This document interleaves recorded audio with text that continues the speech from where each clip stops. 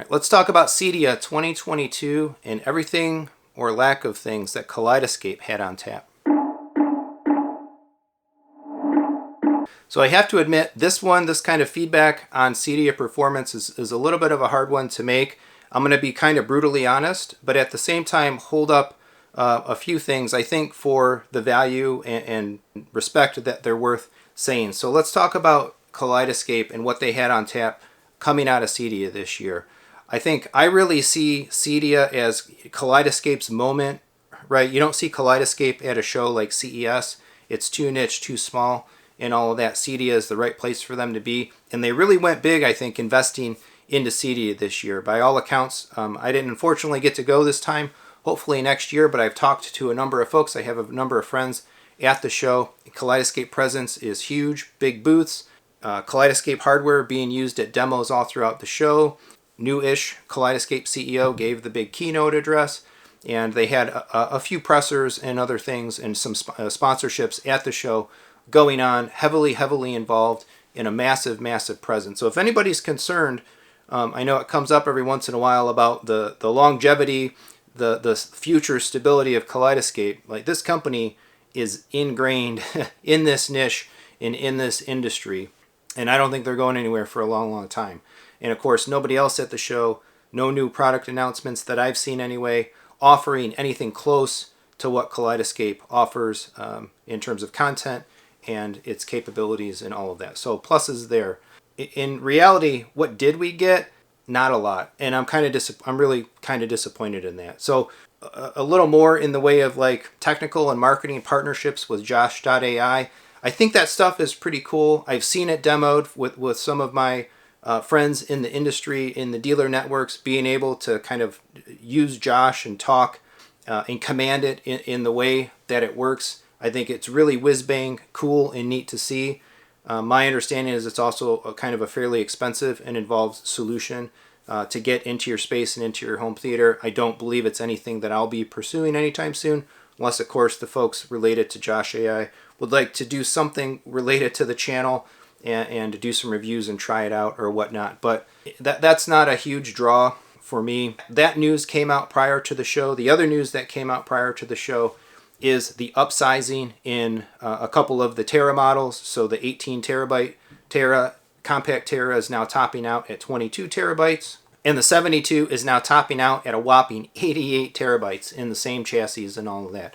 So I think that's really great. Hard drive sizes continue and will, I think, perpetually continue to increase.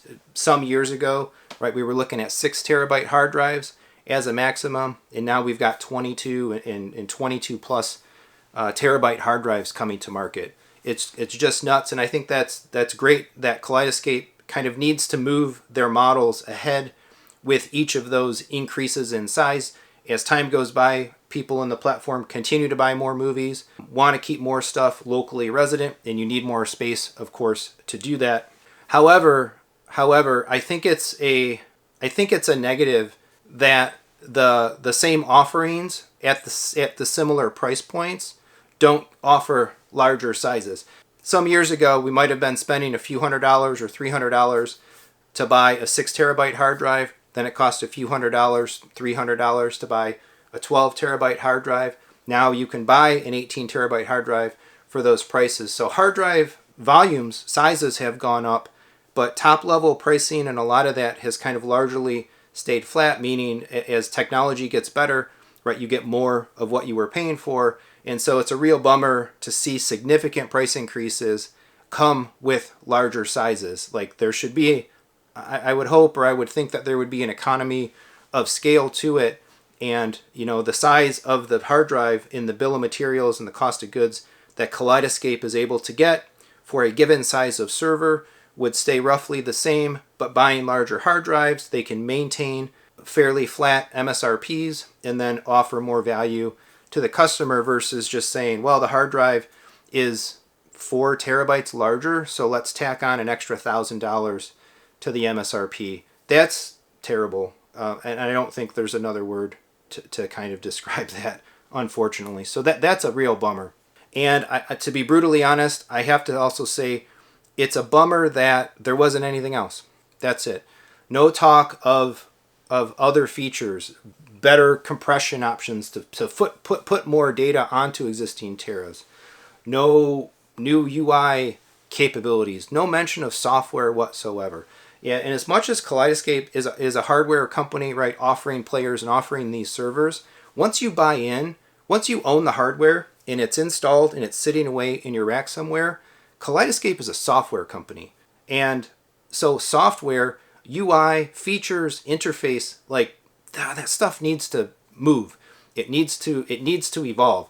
Every quarter, at least, we should be getting software updates with improvements and features, tangible usability improvements, tangible presentation evolutions, and contemporary pieces, and having the UI and the things that it does follow the changes in the technology, like the fact that now the entire product line, essentially, right, with a high-speed enough internet, is capable of downloading a movie in 10 minutes. There are so many features that we talk about on the Kscape Owners Forum, on AVS Forum, that people are just like drooling, foaming at the mouth to see implemented, to help make the platform whiz-bang cooler, more usable, and all of that. And it's been like crickets on the software front. So I really was hoping like this year we would see like a pre-announcement or something showing off like the next major version of KOS.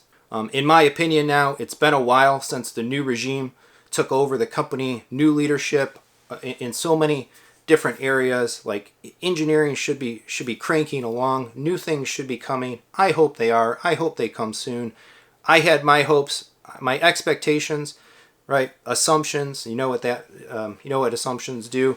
But I really hoped to see some really landmark stuff come out with this CEDIA for Kaleidescape, and I'm pretty disappointed. And my hopes were even building up as we saw a week ahead of time. Got the Josh announcement out. Okay, great. Get that done. Put that one aside. Then a couple days before the show, we got the Terra announcement. Awesome. Hardware, really not super exciting, quite honestly, right? But it's there. It's important to the platform to grow it that way. Okay, but then the show hit. Day one of the show, no, was waiting for something, and we didn't really see anything. I'm kind of bummed. Still keeping my hopes up. I think we are due for a next quarterly revision of KOS. Is something going to come with that?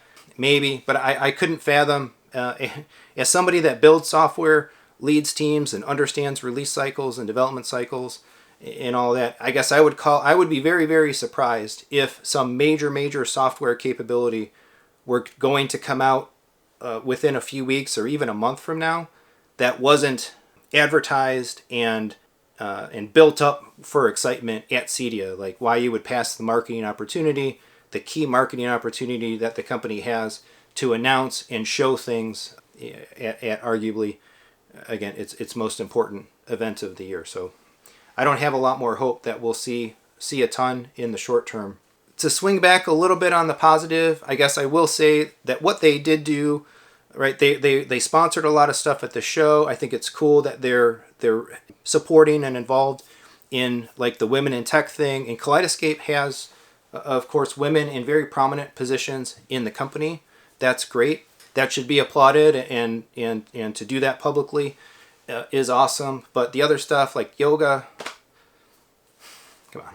So there was a ton of like marketing pump that came out of the company, and it's just like all about being there. Okay, that's great. You were there in force. You won the show. I don't know how. I really don't kind of understand how slightly larger Terras win a Best of CEDIA award. At least it's still reassuring that Kaleidescape itself is still a Best of CEDIA overall, right? It's a best in class. It's a unique product. It's what we have to be able to enjoy high quality, high fidelity content with elegance and convenience, and a roadmap to the future that's not based on physical media. So it is what it is. One other thing that I will applaud, I guess in recent months relative to Kaleidescape, is the steady flow of content. So that's the other thing I was hoping that we might see. Perfect time to announce like Criterion content and some other maybe boutique brands holding digital rights and content coming to the store. We didn't get any of those. Maybe we'll get lucky and we'll still see something come this calendar year or into next year. But regardless of that, I have been very, very delighted by, on an almost like weekday, daily basis, going to the Kaleidescape store, refreshing the newest titles, and seeing stuff in there. We're seeing like a steady pump in of HD to 4K upgrades. We're seeing a steady flow in of movies across a whole bunch of different genres, release years, catalog titles, and all of that. So I love that. I hope that continues. Steady movies, new movies every single day. There's been some snafus, I think, with some of the upgrade pricing. Particularly with like Paramount, we've seen movies hit the store. I've seen them in my own account at like $17 upgrade prices, and then there's some conversation about it on the forums, and then they go to the $4.92 price. So I would like to see some more consistency across the board between studio offerings and upgrades and all that when it comes to pricing. But I have to applaud the steady flow of content, the steady flow of 4K upgrades that are hitting the store. Makes it exciting to be in the platform. I'm still buying brand new movies there, and I'm upgrading HD movies to 4K in my catalog, especially every time I see that $4.92, $5 price point. That's a no-brainer, instant buy, and I'm all in.